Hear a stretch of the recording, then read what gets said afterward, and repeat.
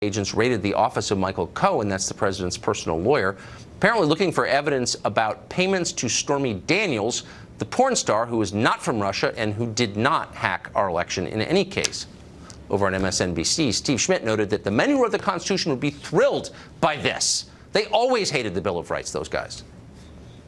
If you listen closely tonight, you can hear the faint applause from heaven of this country's founding fathers, who bequeathed to us a nation where the rule of law is supreme.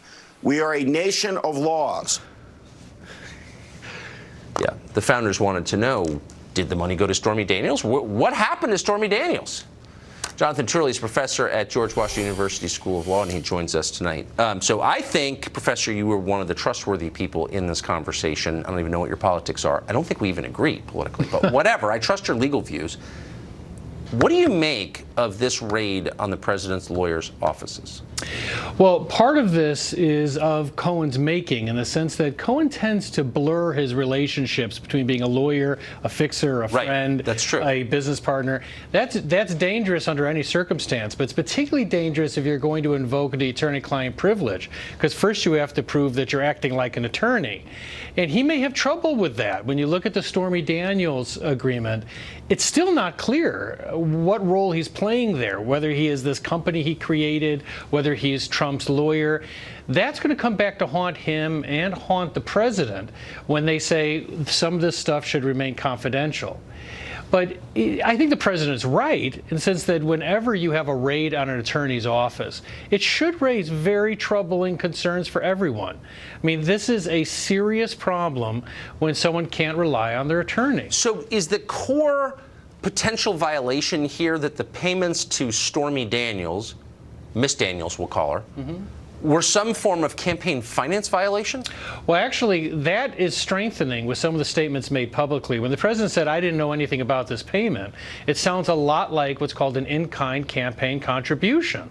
And that's what John Edwards was charged with and prosecuted for. He ultimately was not convicted of that. But yes, they could make a case like that. But supposedly the warrant covers everything from Stormy Daniels to taxi medallions. And there's a lot in between. Is there any indication that Stormy Daniels was working with Russian agents to influence the outcome of the election, that she was herself part of the hacking of our democracy? Well, I'm not familiar with all of her movies, but no, I'm not familiar with that. Okay, so I guess we can say that the nature of the investigation has changed profoundly. Oh, absolutely. No, there's no question that this is far off the mark. So was Manafort. What's actually sort of fascinating about this is that Rod Rosenstein didn't have much of a problem when Mueller came to him and said, I want to expand Manafort's investigation to include stuff that occurred years before and were not connected to the campaign. Some of this stuff is actually closer, and yet Rosenstein said, I want the Southern District to do this. Could Rosenstein have said, no, that's not the original charter of this. That's not the point of this investigation. He could have, but it gets a little bit tough. If Mueller came to him and said, look, we actually have evidence of crime that we have uncovered, it's hard not to give that to a prosecutor to look at. But we don't know what was shown to Rod Rosenstein, and that's part of the problem. So you would have to, I think what you're saying is you would have to be either dumb or an active drug user to allow an independent counsel investigation to start. Well, I think that, look, this is one of those things where it's easy to unleash the dogs of war. It's harder to get them back. Yeah, I know. And a special counsel is a torpedo in the water, to use another metaphor, and he's still there. And what's interesting about this move is that they haven't just expanded the investigation, they've expanded the prosecutors. So now, even if the president moved against Rosenstein, moved against Mueller, it wouldn't necessarily stop what the Southern District is doing. Jeez. Thank you for that. Professor Jonathan Turley, appreciate it. Democrats are gearing up for an impeachment push against the president. What's the point of that, and what will the outcome of it be, assuming they take back the House in the midterms? Britt Hume joins us next.